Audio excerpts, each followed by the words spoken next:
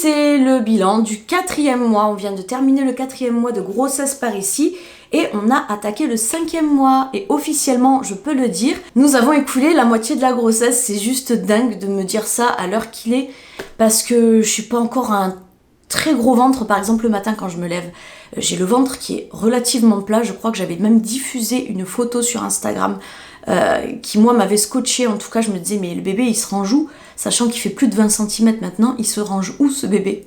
Et du coup, j'ai ressorti le cahier avec le bilan. Il me semble qu'il y a pas mal de choses à dire ce mois-ci, ouais, comme le mois précédent, donc ça va. Avant d'attaquer notre vidéo du jour, j'aimerais vous présenter avant tout les oreillers Sleep & Glow, qui sont des oreillers brevetés et certifiés au Ecotech standard 100 pour les plus connaisseurs. Ils ont la particularité de prévenir les rides pendant le sommeil ainsi que le gonflement du visage le matin. Lorsque l'on dort, notre visage a tendance à faire de l'œdème car nous exerçons une pression dessus pendant des heures, ce qui va causer malheureusement des rides, des poches autour des yeux, du menton, nasogénien et même le front.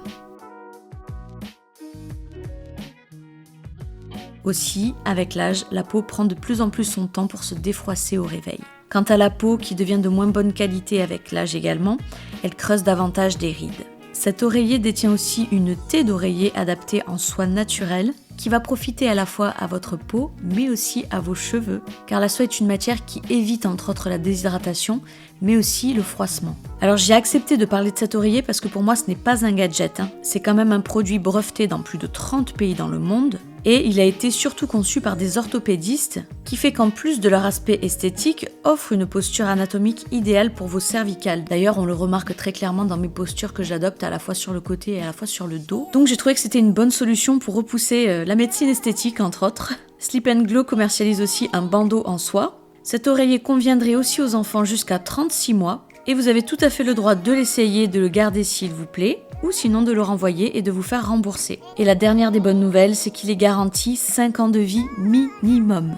Merci pour votre attention et à notre vidéo. En soi, je répète, je pense que j'ai quand même une grossesse assez asymptomatique, comme les deux précédentes, dans le sens où je vomis pas, je suis pas fatiguée, j'ai pas des douleurs extrêmes qui durent pendant trop longtemps. Ça restera toujours autour de 2 à 3 jours d'affilée et après voilà le petit désagrément que j'ai s'arrête. C'est jamais très handicapant donc je continue et persiste à dire que ma grossesse est plutôt asymptomatique. Et on va parler du coup de ce qui s'est passé durant ce 4e mois. Alors on va commencer avec quelque chose qui me poursuit là même sur le 5e mois, c'est le mucus. J'ai une forte fabrication de mucus, je vérifie si je ne l'ai pas dit déjà pour le mois 3, non, c'est vraiment arrivé là courant du 4e mois. Donc ce que j'appelle le mucus, si vous voulez, c'est le fait que je vais parler et d'un coup ma voix va se bloquer et je vais avoir besoin de m'éclaircir ou d'avaler parce que je sens que dans le fond de la gorge il y a un mucus assez épais. Donc ça, il semblerait que c'est normal, c'est hormonal même. Je vous laisserai là la petite description la petite explication du pourquoi une femme enceinte va produire plus de mucus qu'en temps normal. On continue, alors ça je l'ai marqué. Vous voyez, je pensais que ça allait être un mot qui allait rester longtemps. Et en réalité, non, ça a disparu au bout de 3 jours. Donc c'était un mal de dos intense. J'ai eu très mal au dos pendant 3 jours. En bas du dos, c'est normal encore une fois, la posture se modifie. Le bassin, enfin disons le bas du corps part un peu plus vers l'arrière, ça me cambre. Et c'est ça qui produit cette fameuse douleur. Mais voilà, encore une fois, c'est pas une douleur qui va persister pendant 1 mois non-stop. Donc là, ça a été 3 jours où j'ai quand même un peu souffert du dos. Et ensuite, ça s'est un peu tempéré. Le prochain point, par contre, c'est quelque chose qui me poursuit encore aujourd'hui. Et que là, par contre, j'ai eu pendant 1 mois plein. C'est le souffle court, manquer de souffle. Alors, l'essoufflement, il est réel. Je vérifierai post-production pour vous mettre la notation de l'explication de ce fait. Mais de tête, en tout cas, il me semble que c'est une histoire de fœtus, du coup, qui remonte dans l'utérus. Comme il remonte, ça exerce une pression sur le diaphragme. Et le diaphragme, il soutient vos poumons, ce qui fait que ça vous coupe le souffle. Donc il y aurait un peu de ça. Et il y aurait aussi un petit peu une histoire de retour veineux dans toute cette histoire qui fait que du coup vous avez le cœur qui va battre plus vite, ça va avoir une influence aussi sur votre respiration forcément, donc le souffle court. Il y a aussi eu la coloration des aréoles. Alors ça avait un peu commencé doucement lors du 4e mois, troisième mois pardon, à la moitié du 3e mois. Là j'ai vraiment pris 2 à 3 teintes au niveau de mes mamelons.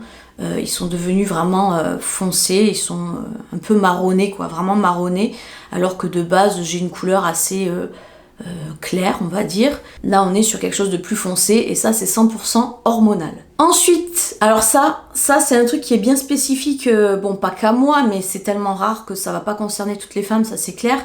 C'est le retour pour ma part du syndrome de Pica. Le syndrome de Pica, je vais vous laisser juste ici la vidéo que j'ai fait à ce sujet, vous l'aurez également en barre de description.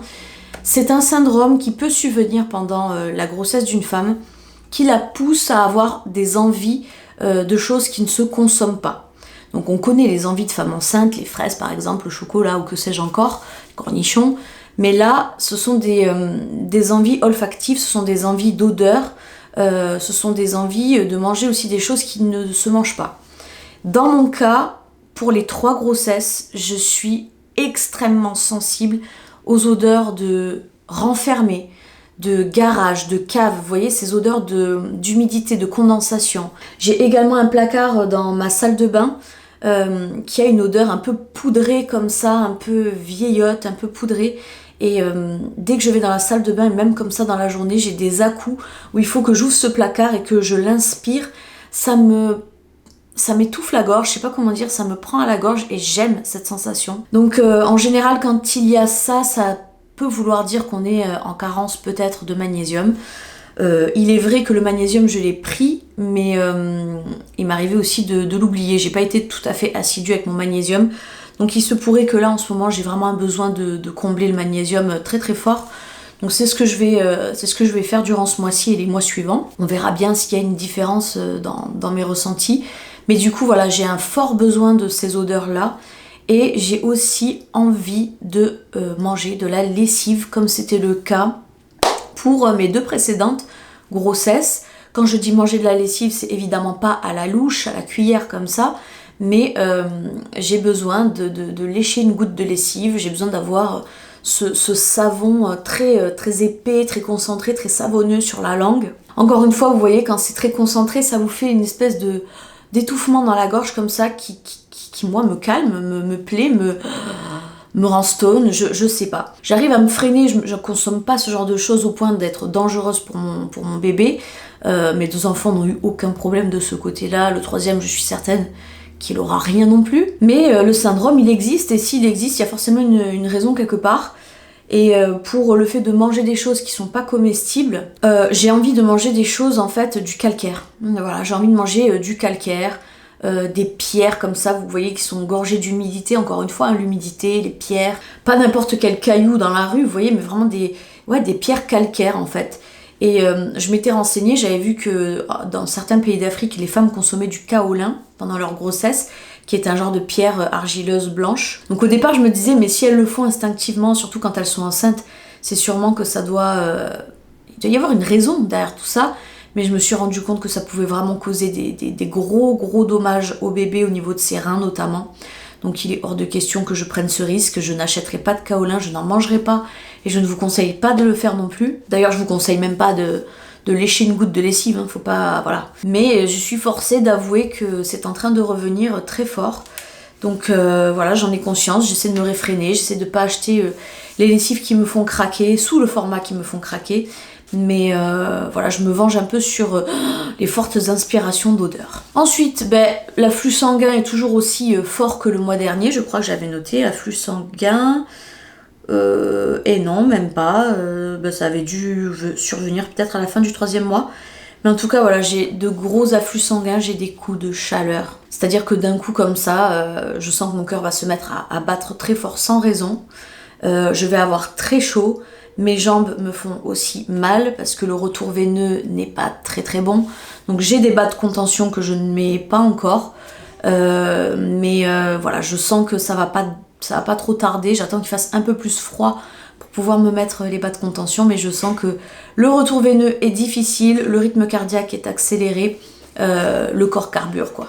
Ensuite, j'ai une perte de cheveux, voilà, j'ai remarqué que j'avais une bonne perte de cheveux. Pourtant je me coiffe, vous voyez, mais il va suffire que je prenne mes cheveux, que je tire. Bon là je viens de me faire le brushing, c'est pas drôle, j'en ai qu'un seul. Mais j'ai carrément enlevé des bonnes touffes de cheveux. Et voilà, je cherche pas, alors je le dis parce que c'est un des symptômes, je le dis, mais je suis pas à la recherche de conseils ou de solutions pour ça, je l'accepte pendant le temps de la grossesse, ce n'est pas grave. Les cheveux, je sais qu'ils reviennent au bout d'un moment, donc il n'y a pas de souci sur ça. Je vais pas... Enfin, je suis pas obsédée par mes cheveux à ce point-là. Si, j'étais obsédée par mes cheveux à ce point-là quand ils étaient très courts et que je voulais du coup qu'ils reprennent un peu de longueur. Mais outre ce fait, je suis pas une enragée du cheveu. Donc voilà, je laisse faire. Il n'y a que vraiment si je commence à faire un peu d'alopécie par-ci par-là ou qu'il y a une catastrophe que je prendrai les choses en main. Mais ça n'a pas l'air d'être le cas. Donc on va s'arrêter là. Parmi les choses que je m'étais mise à faire pour ce mois-ci, il y avait donc commencer le complément au foie de bœuf. Donc c'est un complément alimentaire dont je vous ai déjà parlé, que vous retrouverez dans cette vidéo aussi, qui est une vidéo complète sur tous les compléments alimentaires que j'envisage de prendre durant la grossesse, que je qualifie comme étant très important. Donc je devais le prendre ce mois-ci, mais en vérité, je ne l'ai pas pris. Voilà, je ne l'ai pas pris parce que j'ai un peu négligé le truc. Je me suis dit, on va attendre le 5e mois pour le prendre. Ensuite, je devais prendre un complément alimentaire à base d'huîtres pour l'iode. Ça, je l'ai fait par contre, sans problème. Prendre du magnésium, je l'ai fait, mais en dents de scie. Maintenant, je pense que j'oublierai plus de prendre le magnésium parce que j'ai des gummies qui sont super bien d'ailleurs, que je vous laisserai là en barre de description si ça vous intéresse. Oui, je vais vous le laisser là. Normalement, c'est une collaboration Instagram, mais bon, je vais vous le mettre ici si jamais. Et comme ce sont des gummies, c'est beaucoup plus facile et encourageant à consommer qu'une gélule qu'il faut se motiver un peu à avaler. Vous voyez ce que je veux dire? Donc le magnésium, ce mois-ci, ça a été bof, ce sera mieux après. Ensuite, il fallait que je fasse ma prise de sang pour la trisomie. Donc ça a été fait. Tout va très bien de ce côté-là. Ensuite, il fallait consommer du calcium. C'est un mois très important jusqu'à la fin de la grossesse où il faut une bonne consommation en calcium. Je pense que c'est mon cas parce que j'ai consommé des bouillons. Encore une fois, je vous avais fait une vidéo sur les bouillons, les bienfaits des bouillons. Et là, pendant la grossesse, ça apporte vraiment de très très bonnes choses en l'occurrence. Donc je m'étais bien chargée de ce côté-là. Allez, le mucus. C'est de ça dont je vous parle. Et je consomme, j'ai beaucoup envie de fromage. Et puis alors, là, pendant la grossesse, je bois du lait. Pas forcément tous les jours, mais ouais, j'ai tous les jours un produit laitier, en tout cas, ça c'est sûr. Et je sens que j'en ai besoin. C'est-à-dire que moi, à la base, je suis pas trop lait. Mais là, mon corps m'appelle, mon corps est attiré par le lait. Donc je me dis que oui, le corps sait qu'il a besoin de calcium. Donc je ne pense pas être lésée sur le calcium. Et enfin, la dernière des choses à faire, c'était le rendez-vous avec le gynéco qui avait lieu le 18 octobre. C'était un rendez-vous du coup pour l'interprétation de la prise de sang de la trisomie 21 et j'ai pu en profiter pour connaître du coup le sexe de bébé. Et si jamais ça vous intéresse de savoir aussi le sexe de bébé que vous n'êtes pas encore au courant, vous avez vu, j'ai une vidéo pour tout. Donc je vous laisse aussi la vidéo de la baby shower et de la révélation du sexe de bébé. Voilà, j'en ai terminé avec ce bilan du 4e mois. On va se donner rendez-vous du coup pour le mois d'après. Et je suis toujours aussi contente de vous faire ces bilans. J'espère que ça vous aura intéressé, appris des choses et on se dit à bientôt.